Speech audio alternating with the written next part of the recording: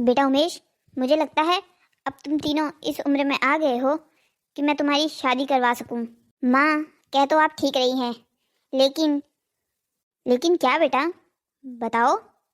माँ, आपको नहीं लगता हमारी गांव की प्रथा के अनुसार हमें लड़की मिलना मुश्किल हो जाएगा? हाँ माँ, अगर हम गांव में होते तो एक बार के लिए ये बात आसान भी होती, लेकिन अब हम शहर में आ गए हैं। शहर में ऐसी लड़की कहाँ मिलेगी? और माँ, मैं तो अभी शादी करना भी नहीं चाहता। मैं तीनों भाइयों में सबसे छोटा हूँ, मुझे अभी पढ़ाई करनी है। तो तुम्हें तुम्हारी पढ़ाई करने से कौन रोक रहा है? तुम अपनी पढ़ाई जारी रख सकते हो। वैसे भी लड़की ढूंढने का काम मेरा है, वो तुम मुझ पर छोड़ दो। मैं तुम्हारे लिए सबसे अच्छी लड़की ढूंढ कर लाऊंगी। माँ, ये काम जरा संभल के कीजिएगा, यहाँ पर लोग बहुत तेज होते हैं। बेटा राघव, अपनी माँ को दुनियादारी मत सिखाओ। तुमसे ज़्यादा उम्र जी है मैंने, मुझे सब पता है। अभी तुम तीनों अपने अपने काम पर जाओ। मैंने पंडित जी को बुलवाया था, वो थोड़ी देर में आते ही होंगे। माँ, पंडित जी क्यों? पंडित जी ही तो तुम्हारे लिए एक अच्छी लड़की ढूंढने में मेरी मदद करेंगे। अभी तुम जाओ और अपना काम करो।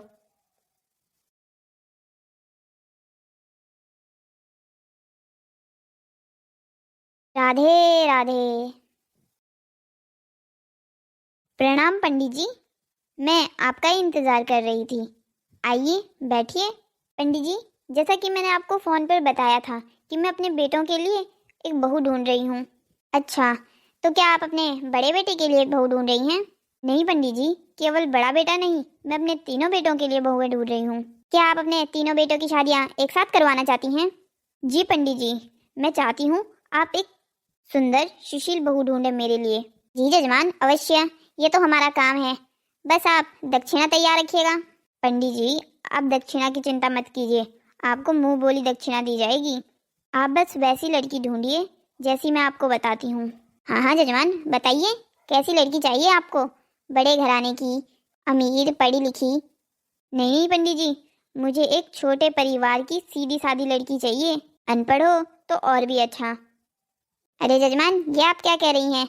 आजकल तो लोग पढ़ी लिखी बहुओं की डिमांड करते हैं, आप कह रही हैं अनपढ़ हो तो अच्छा। हाँ पंडित जी, बिल्कुल ठीक सुना है आपने। मुझे ज़्यादा पढ़ी लिखी बहू बिल्कुल नहीं चाहिए। ज़्यादा पढ़ी लिखी बहुएं अपने आप को मॉडर्न समझने लगती हैं, और मैं बिल्कुल नहीं चाहती कि मेरे घर में कोई मॉडर्न बहू आए। जैसी आपकी इच्छा, मैंने तो बस लड़की दिखानी है आपको। वैसे एक साथ तीन कन्याओं का मिलना तो बहुत मुश्किल है। पंडित जी, आपको किसने कहा कि तीन कन्याएं ढूंढनी है? अभी थोड़ी देर पहले ही तो आपने बताया था कि आपको अपने तीनों ही बेटों की शादी करवानी है। हाँ, मुझे अपने तीनों बेटों की शादी जरूर करवानी है, पर तीन लड़कियों से नहीं, सिर्फ एक लड़की से। अरे, ये आप क्या कह रहे हैं? तीन लड़कों से एक लड़की की शादी? पंडित जी, आपने बिल्कुल सही सुना है। मेरे तीनों बेटों के लिए मुझे एक ही दुल्हन चाहिए। ऐसी लड़की कहाँ मिलेगी जो तीन लड़कों से शादी करने के लिए तैयार हो? पंडित जी, ये तो आपका काम है ढूंढना। अगर आपने मेरे लिए एक ऐसी बहू ढूंढ दी तो आपकी झोली में दक्षिणा से पूरी भर दूंगी। अरे जजमान, अगर ऐसी बात है तब तो आप समझिए लड़की मिल ही गई। अच्छा, कौन है वो लड़की? मेरे ध्यान में तो एक लड़की ऐसी है, संध्या नाम है उसका, पर वो बहुत छोटे परिवार से है। उसके पिता एक बहुत गरीब आदमी हैं। वो तो अपनी बेटी की शादी जल्द से जल्द करवाना चाहते हैं, पर गरीबी के कारण उनके घर कोई रिश्ता लेकर ही नहीं आता। कन्या भी बहुत सुंदर और सुशील है, बस कमी यही है कि वो गरीब हैं। उनका एक बेटा भी है, पर वो कन्या से छोटा है। अरे पंडित जी, हमें गरीबी और अमीरी से कोई फर्क नहीं पड़ता।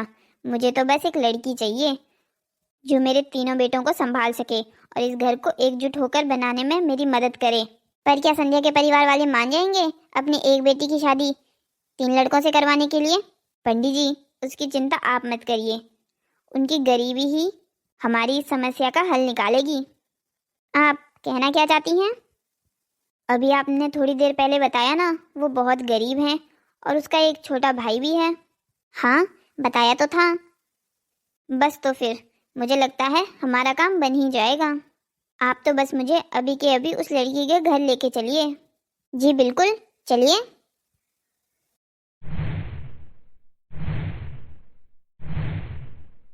पंडित जी, क्या यही घर है लड़की के पिता का? जी बहन जी, यही घर है। मैंने आपको पहले ही बता दिया था, ये आपके बराबर के लोग नहीं हैं। पंडित जी, मैंने भी आपको बता दिया था ना कि हमें इसके परिवार से कोई लेना देना नहीं है, वो गरीब हो चाहे अमीर। हमें तो बस अपनी प्रथा के अनुसार लड़की चाहिए, वो भी अपने तीनों बेटों के लिए। अरे कोई घर पे है क्या? अरे पंडित जी, आप यहाँ? अहो भाग्य हमारे। अरे जजमान, भाग्य तो आपके खुल गए हैं। मैं संध्या बिटिया के लिए बहुत अच्छे और ऊंचे परिवार से एक रिश्ता लेके आया हूँ। अरे पंडित जी, क्यों गरीब का मजाक उड़ा रहे हैं? इस गरीब के घर तो कुत्ता भी भूखे पेट चले जाता है। हाँ, ऊंचे परिवार से रिश्ता कहाँ से आएगा? जजमान, आप मेरी बात का यकीन नहीं कर रहे हैं। ये देखिए, मैं संध्या की होने वाली सास को भी साथ लेके आया हूँ। प्रणाम भाई साहब। पंडित जी बिल्कुल सच कह रहे हैं। जी प्रणाम बहन जी। आइए ना, आप लोग अंदर बैठिए।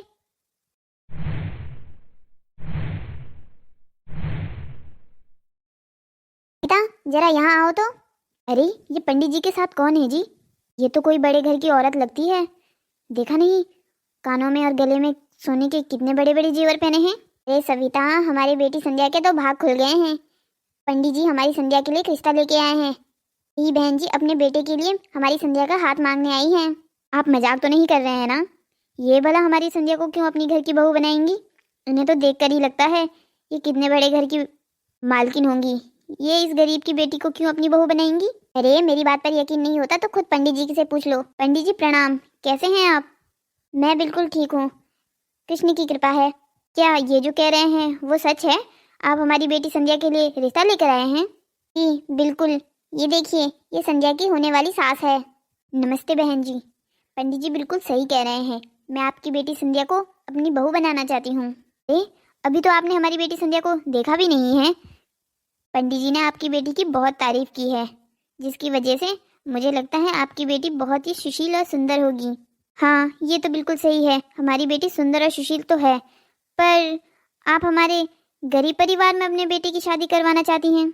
अरे बहन जी, गरीबी अमीरी तो भगवान की देन है। आप तो मुझे बस अपनी बेटी दिखा दीजिए। पर फिर भी बहन जी, कोई तो कारण होगा जिसकी वजह से आप अपने बेटे की शादी मेरी बेटी से करवाना चाहती हैं। जी कारण है, बहुत बड़ा कारण है। मैं आपसे कोई बात छुपाना नहीं चाहती, इसलिए आपको बता ही देती हूँ। कैसी बात बहन जी? बहन जी, मैं आपकी बेटी संध्या को अपने तीनों बेटों के लिए मांगना चाहती हूँ। बहन जी, ये आप कैसी बातें कर रहे हैं? अरे जजमान, देवी की बात पूरी सुन तो लीजिए।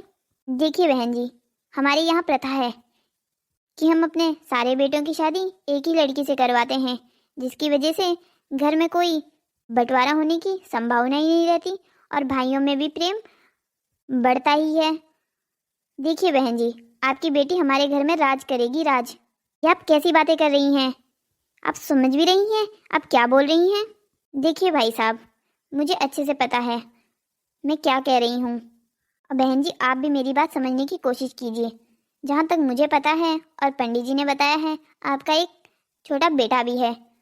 ज़रूर है कि आप भी ये चाहती होंगी कि वो भी आगे जाकर अच्छे स्कूल में पढ़े, अच्छी नौकरी करे, जिसके लिए आपको बहुत सारे पैसों की ज़रूरत पड़ेगी। आप चिंता मत कीजिएगा, वो पैसे सारे मैं आपको दूंगी। आप तो बस अपनी बेटी के लिए मेरे बेटों का रिश्ता मंजूर कीजिए। ये आप क्या कह रही हैं? मैं ऐसा कतई भी नहीं होने दूंगी। क्या आप मेरी बेटी को खरीदने की बात कर रही हैं? सविता तुम मेरी बात सुनो।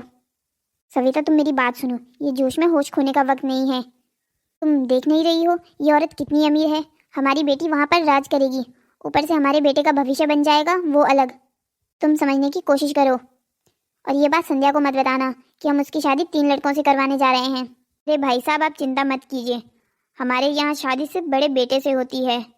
आपकी बेटी को ये बात तब पता चलेगी जब उसकी शादी हो जाएगी कि उसकी शादी 3 लड़कों से हुई है। आप कल अपनी बेटी को तैयार रखिएगा, मैं अपने बड़े बेटे को ले आऊँगी। आप हमें थोड़ा तो वक्त दीजिए ताकि हम शादी की तैयारी कर सकें। अरे बहन जी आप चिंता मत कीजिए, आपको कोई झंझट पालने की ज़रूरत नहीं है। मैं कल अपने बड़े बेटे को ले आऊँगी, आप बस अपनी बेटी को तैयार रखिएगा। अच्छा तो अभी हम चलते हैं।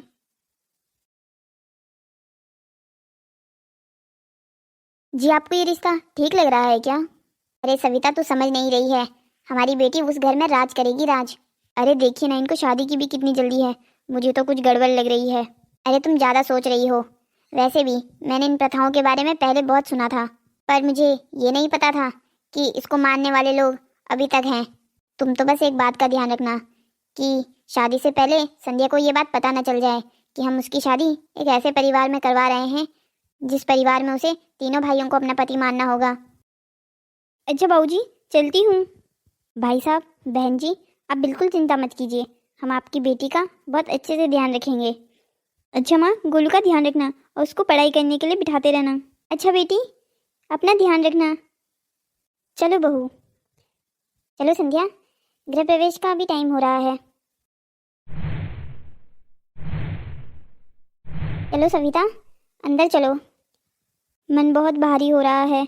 जब संध्या को ये पता चलेगा कि उसकी शादी 3 लड़कों से हुई है तो उसका क्या हाल होगा और वो हमारे बारे में क्या सोचेगी कि कैसे माँ बाप है मेरे, थोड़े से पैसों के लिए अपनी बेटी को बेच दिया। अरे ये कैसी बातें कर रही हो तुम? हमने उसे बेचा थोड़ी है, उसके भले का ही सोच के उसको भेजा है। भला इतने बड़े घर का रिश्ता उसे आ सकता था कभी? मैंने तो कभी सपने में भी नहीं सोचा था कि हमारी संध्या का रिश्ता इतने बड़े परिवार में होगा। तुम्हें अपना मन खराब करने की कोई ज़रूरत नहीं है। अभी चलो यहाँ से। बहू, ये है तुम्हारा नया घर और इस घर की तुम नई मालकिन। यहाँ तुम राज करोगी। पूरा घर तुम्हारा है बेटा, जैसे चाहे मन करे रहो, जो चाहे खाना है खाओ, जो चाहे पहनना है पहनो, तुम पर कोई रोक टोक नहीं होगी। धन्यवाद माँ जी, मैंने सिर्फ माँ से आपकी तारीफ सुनी थी कि आप बहुत अच्छे दिल के इंसान हो, पर आज देख भी लिया कि माँ सच कह रही थी। आप सच में तारीफ के लायक हो। जिस तरीके से आप मुझे अपनी एक बेटी की समान रख रहे हो, कौन सी सास होती है जो अपनी बहू को अपनी बेटी की तरह रखती है? वैसे माँ जी, ये दोनों कौन हैं? ये दोनों मेरे दूसरे बेटे हैं। माँ जी, आपके बेटे? आपके 2 और बेटे हैं? माँ ने तो ये नहीं बताया था। और ये तो शादी में भी नहीं आए थे। हाँ बहू, हमारे यहाँ पल्ला जोड़ बड़े बेटे के साथ होता है। मतलब माँ जी, मैं कुछ समझी नहीं। बहू, ये दोनों भी तेरे ही पति हैं। माँ जी, आप ये क्या कह रही हैं? ये कैसा मजाक है? बहू, ये कोई मजाक नहीं है। मेरे तीनों बेटों की शादी तुमसे हुई है। माँ जी, आप क्या कह रही हैं? मेरी शादी सिर्फ उमेश जी से हुई है। इन दोनों को तो मैंने आज पहली बार देखा है। इन दोनों से मेरी शादी कैसे हो सकती है? बहू, हमारे यहाँ का यही रिवाज है। कैसा रिवाज माँ जी? हमारे यहाँ सारे बेटे एक ही लड़की से शादी करते हैं और शादी पहले बड़े बेटे के साथ होती है। बाकी बेटों की तो वो खुद ब खुद पत्नी बन जाती है। उमेश जी, माँ जी को कहिए ना, प्लीज़ ऐसा मजाक ना करें मेरे साथ। संध्या, माँ कोई मजाक नहीं कर रही है। माँ जो भी कह रही है वो सच है। कैसा रिवाज है जहाँ एक लड़की के 3 पति हैं? बहू, ये समझने के लिए तुझे अभी थोड़ा वक्त यहाँ पर गुजारना होगा। मैं ऐसे किसी रिवाज को नहीं मानती और मैं अपना पति सिर्फ उमेश जी को मानती हूँ। इन दोनों से मेरा कोई वास्ता नहीं है। बहू देख, सीधी सीधी ये बात मान जा कि तू ही इन तीनों की पत्नी है। जितनी जल्दी इस बात को स्वीकार कर लेगी उतना ही तेरे लिए अच्छा होगा। मैं इस घर में नहीं रहूँगी, मैं यहाँ से अपने घर वापस चली जाऊँगी। बेटा, कोई फ़ायदा नहीं है अपने घर जाने का। क्यों? कोई फ़ायदा क्यों नहीं है? मैं आपके बारे में अपने माँ बाप को सब कुछ सच सच बता दूँगी। बेटा, तेरे माँ बाप को ये सब कुछ पहले से ही पता था। मैंने उनको इस रीति के बारे में पहले ही बता दिया था। नहीं, आप झूठ बोल रही हैं। ऐसा हो ही नहीं सकता। मेरी माँ और पापा मुझे बिल्कुल ऐसे घर में नहीं दे सकते जहाँ एक लड़की की शादी 3 लड़कों से करवाई जाती हो। बहू, बहुत बड़ी गलतफहमी में है तू कि तेरे माँ बाप तुझे ऐसे परिवार में नहीं देंगे जहाँ एक लड़की की शादी सारे बेटों से करवाई जाती हो। तेरे माँ बाप ने बहुत अच्छी खासी रकम ली है ये रिश्ता करने के लिए। नहीं, आप झूठ बोल रही हैं। ऐसा हो ही नहीं सकता। विश्वास नहीं है अगर मेरी बात का तो अभी मिला ले अपने माँ के लिए फ़ोन। मैं बिल्कुल नहीं रोकूंगी। उमेश जी, आप मुझे बताइए, जो माँ जी कह रही है वो क्या सच है?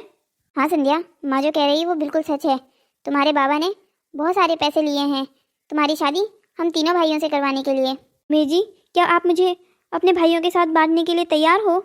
हाँ संध्या, अब ये रीत हमारे गांव में बहुत पहले से ही चलती आ रही है। हम सबको इसे मानना ही होगा। तुम्हारा भी इसी में फ़ायदा है। जितनी जल्दी तुम इसे मान लो। पर ये रीत माँ जी किसने बनाई है और कैसी रीत बनाई है ये, जहाँ एक लड़की के 3-3 पति हैं? बहू, ये रीत हमारे पूर्वजों ने बनाई थी। वो ये सोच के ताकि घर का बंटवारा ना हो और सारे भाइयों में आपस में प्यार भी बना रहे। और तू ये भी तो देख, तू पूरे घर की मालकिन होगी। ना तेरी कोई जेठानी है ना देवरानी और 3-3 पतियों की एक अकेली पत्नी। सोच ना, कितना राज करेगी तू यहाँ पर। अभी तू छोड़ इन सब बातों को और ये रोना बंद कर। उमेश, बहू को अपने कमरे में ले जा। जी माँ जी। चलो संध्या। माँ, मुझे लगता है हम भाभी के साथ गलत कर रहे हैं। वो तेरी भाभी नहीं है, वो तेरी भी बीवी है। माँ, मैं आपकी बात से बिल्कुल सहमत नहीं हूँ। आपकी दादागिरी सब पर चल जाएगी, पर मुझ पर नहीं। मैं भाभी को अपनी बीवी मानने के लिए बिल्कुल तैयार नहीं हूँ। मैं शादी करूंगा तो अपनी मनपसंद की लड़की से। मुझे ऐसा लग रहा है तेरी जुबान कुछ ज़्यादा चलने लगी है। मैंने कह दिया ना कि वो तेरी भी बीवी है। माँ, आप मेरी बात अभी मान जाओ, वरना मुझे ज़्यादा समय नहीं लगेगा ये घर छोड़ने के लिए। बेटा राघव, अमन तो मेरी बात मानने से रहा। ये तो पूरा बागी बन चुका है, तुम्हारे पिता की तरह। हाँ, पापा की तरह? वो कैसे? तुम्हारे पापा ने भी अपनी जवानी में यही जिद की थी अपनी माँ से कि उसको अपनी मर्जी से शादी करनी है और वो अपनी बीवी को किसी से नहीं बांटेगा। तो क्या माँ, दादा दादी ने पापा की बात मानी और उनके बड़े भाइयों ने ये बात मान ली थी क्या? किसी ने तेरे पापा की बात नहीं मानी और उन्हें घर से बेदखल कर दिया। कई सालों तक तो तेरे दादा दादी ने तेरे पापा से बात भी नहीं की थी। पर जब तेरा बड़ा भाई उमेश हुआ तब वो पहली बार यहाँ शहर आए थे उसे देखने के लिए। जब तेरे पापा ये दुनिया छोड़कर गए थे ना, तो तेरी दादी ने एक ही बात कही थी। कौन सी बात कही थी माँ दादी ने? उर्मिला, तू अपने बेटों की शादी गांव की रीति से करवाना। अगर उनके बेटे ने भी गांव की रीत से अपनी शादी कर ली होती तो आज मैं विधवा ना होती और तुम्हारे सर से भी बाप का साया एकदम से ना छिन जाता। अभी छोड़िए बेटा ये सारी बातें, तू जा आराम कर ले। अच्छा माँ, मैं अपने कमरे में जाता हूँ, आप भी जाइए आराम कर लीजिए।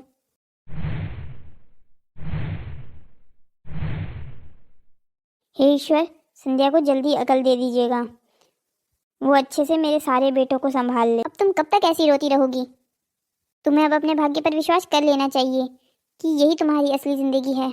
मैं ये नहीं मानती, मेरी शादी सिर्फ आपसे हुई है और आप ही मेरे पति हैं। संध्या, तुम समझने की कोशिश करो, ये हमारे गांव की बहुत पुरानी प्रथा है जिसे मानना बहुत ज़रूरी है। ये कैसी प्रथा है? मैं नहीं मानती ऐसी किसी प्रथा को। संध्या, बाबा के जाने के बाद दादी ने माँ से एक ही वादा मांगा था कि वो अपने बेटों यानी हमारी शादी इसी प्रथा के अनुसार करवाएं, जो माँ अब पूरा कर रही है। आपकी दादी के वादे के चक्कर में मैं क्यों बलि का बकरा बनूं? उमेश, मैं कह देती हूँ, अगर आपके अलावा मुझे किसी ने हाथ लगाया तो मैं अपनी जान दे दूंगी। संध्या, तुम ये क्या कह रही हो? मैं जो भी कह रही हूँ सच कह रही हूँ। आपको कुछ ना कुछ करना ही होगा। पर संध्या, मैं माँ की बात को नहीं टाल सकता। आपको अपनी माँ की बात टालने की कोई ज़रूरत नहीं है, बस आप मुझे यहाँ से दूर लेके चली जाइए। पर संध्या, मैं अपने माँ और भाइयों को भी नहीं छोड़ सकता। क्या आपके भाई भी इस प्रथा को मानते हैं?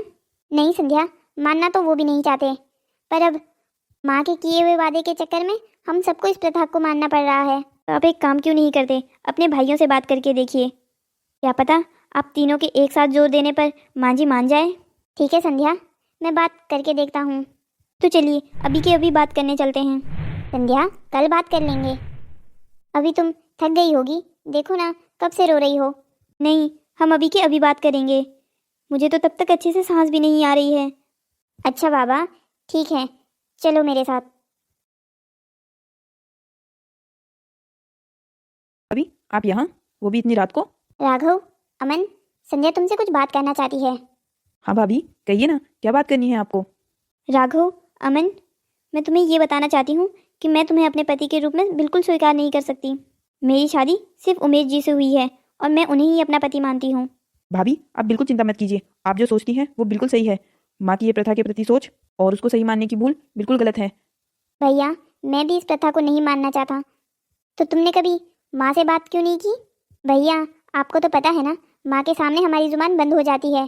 भैया, मैं तो नहीं डरता माँ से, मैंने तो आज भी कह दिया कि मैं भाभी को अपनी पत्नी के रूप में बिल्कुल स्वीकार नहीं कर सकता। भैया, मेरी तो एक गर्लफ्रेंड भी है, मैंने माँ से ये बात छुपा के रखी थी, बल्कि मैंने तो आप लोगों को भी नहीं बताया। तो अब क्या करें, माँ से इस बारे में कौन बात करेगा? उमेश जी, मैं नहीं जानती कि माँ जी से इस बारे में कौन बात करेगा, पर आप लोगों को जल्द से जल्द कुछ ना कुछ करना होगा, वरना मैं इस घर को छोड़ के अभी की अभी चली जाऊंगी। संध्या, तुम्हें कहीं जाने की ज़रूरत नहीं है, मैं कुछ करता हूँ।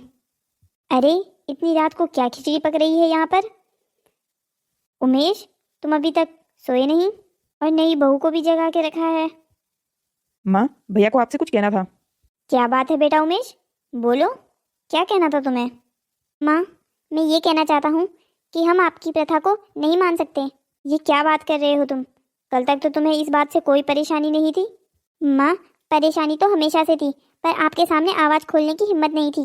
पर आज भाभी की वजह से हमें भी थोड़ी हिम्मत मिल गई है। माँ देखिए, ये पुरानी बातें हैं। आपको नहीं लगता नए जमाने की सोच के अनुसार हमें भी बदलना चाहिए?